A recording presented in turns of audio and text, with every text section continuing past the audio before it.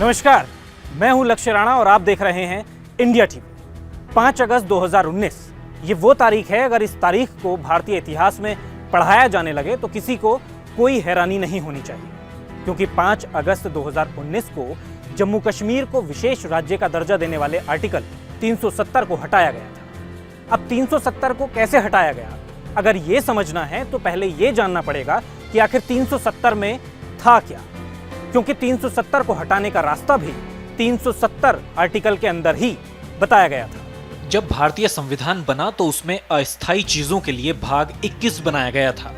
इसमें आर्टिकल 369 से लेकर 392 तक शामिल थे। इसी में आता था आर्टिकल 370।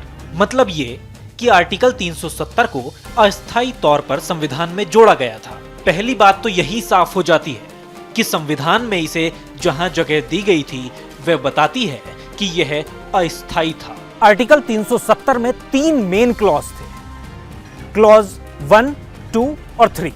इसका जो पहला क्लॉज था उसमें 4 सब क्लॉज थे, क्लॉज ए, बी, सी और डी। इसके ए सब क्लॉज में हमारे काम की कोई बहुत ज्यादा बातें हैं नहीं, इसलिए चलते हैं सीधे बी पर। बी सब क्लॉज में बताया गया कि जम्मू कश्मीर पर भारतीय संसद की क्या शक्तियां होंगी, भारतीय संसद जम्मू कश्मीर को लेके क्या क्या कानून बना सकती है, इसके बारे में बी सब क्लॉज में बताया गया। सी सब क्लॉज में क्या बताया गया? सी सब क्लॉज बताता है कि जम्मू कश्मीर पर भारतीय संविधान का आर्टिकल 1 और आर्टिकल 370 ही लागू होंगे। उसके अलावा भारतीय संविधान का और कोई भी हिस्सा जम्मू कश्मीर पर लागू नहीं होगा।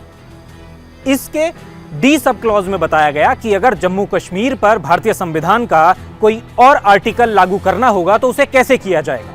इसके लिए राष्ट्रपति आदेश जारी करेंगे, जो राज्य की सहमति से या फिर राज्य के साथ परामर्श के बाद ही जारी किया जाएगा। आर्टिकल 370 के दूसरे क्लॉज में कहा गया था कि जम्मू कश्मीर का संविधान बनने तक अगर जम्मू कश्मीर सरकार ने किसी मामले में कोई सहमति दी है तो उस पर अंतिम फैसला जम्मू कश्मीर संविधान सभा का ही माना जाएगा। दूसरे क्लॉज के बाद चलते हैं तीसरे क्लॉज पर। आर्टिकल 370 का ये क्लॉज बताता है कि जम्मू कश्मीर की संविधान सभा की सिफारिश पर ही राष्ट्रपति के आदेश से आर्टिकल 370 हट सकेगा। साल 1956 में जम्मू कश्मीर का संविधान लागू हुआ और साल 1957 में जम्मू कश्मीर का संविधान बनाने वाली सभा भंग कर दी गई। अब जब संविधान सभा ही नहीं रही तो राष्ट्रपति किसकी सहमति से आदेश जारी करेंगे? ये एक बड़ा पेंच था। अब ये साफ हो चुका है कि आर्टिकल 370 क्या कहता था। अब जानते हैं कि इसे कैसे हटाया गया। 19 दिसंबर 2018 को जम्मू कश्मीर के राज्यपाल की सिफारिश पर राष्ट्रपति ने एक आदेश जारी किया। ये आदेश जम्मू कश्मीर में राष्ट्रपति शासन लागू करने को लेकर था। इसके साथ ही इस आदेश में साफ तौर पर लिखा था, उक्त राज्य के विधानमंडल की शक्तियां संसद द्वारा अथवा उसके प्राधिकार के अधीन प्रयोक्तव्य होंगी। आसान शब्दों में इसका मतलब है कि जो शक्तियां जम्मू कश्मीर के विधानमंडल के पास थीं, वह अब संसद के पास रहेंगी। और जब ये सब कुछ हो रहा था तब ये बात भी गौर देने वाली है कि राज्यपाल को केंद्र सरकार अपॉइंट करती है। 19 दिसंबर 2018 को राष्ट्रपति ने जो आदेश जारी किया उसके अनुसार जम्मू कश्मीर विधानमंडल की सारी शक्तियां भारतीय संसद को दे दी गई। मतलब ये मान लीजिए कि जम्मू कश्मीर की पूरी कमान एक तरीके से केंद्र सरकार और राष्ट्रपति के हाथों में आ गई थी। और फिर आई 5 अगस्त 2019 की वो तारीख जब अमित शाह संसद पहुंचे। 5 अगस्त 2019 को स्टेप बाय स्टेप काम किया गया। ये पूरा काम ऐसा था कि हर स्टेप पर आगे बढ़ते हुए जम्मू कश्मीर को लेकर केंद्र की शक्तियां बढ़ती चली गईं। सबसे पहले ministry of law and justice का एक नोटिफिकेशन आया। ये राष्ट्रपति के आदेश का नोटिफिकेशन था, जिसमें कहा गया था कि अब यह आदेश 1954 के राष्ट्रपति के आदेश को सुपरसीड करेगा। और इसके साथ ही आर्टिकल 35A भी खत्म हो गया।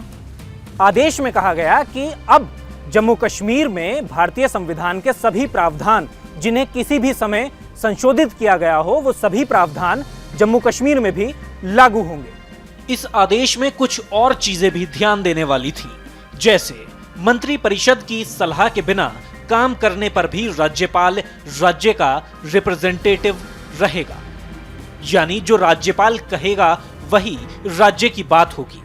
इसके साथ ही कहा गया कि आर्टिकल 370(3) में जो भी संविधान सभा का जिक्र है उसे जम्मू कश्मीर की विधानसभा माना जाएगा। इसी आदेश की जानकारी अमित शाह ने 5 अगस्त 2019 को राज्यसभा को दी।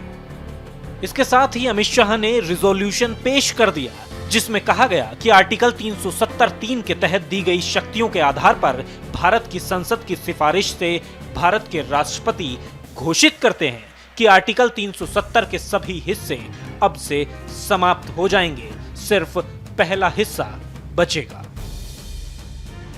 इसके साथ ही आर्टिकल 370 खत्म हो गया। कैसे खत्म हुआ, स्टेप बाय स्टेप समझिए। सबसे पहले आर्टिकल 370(1) के तहत राष्ट्रपति ने आदेश जारी किया जिसमें यह कहा गया कि 1954 में राष्ट्रपति का जो आदेश इस संबंध में जारी हुआ था उसके ऊपर इस नए आदेश को माना जाएगा। इसके साथ ही जम्मू कश्मीर की विधानसभा को संविधान सभा मान लिया गया। ये 2 पॉइंट्स क्लियर हो गए।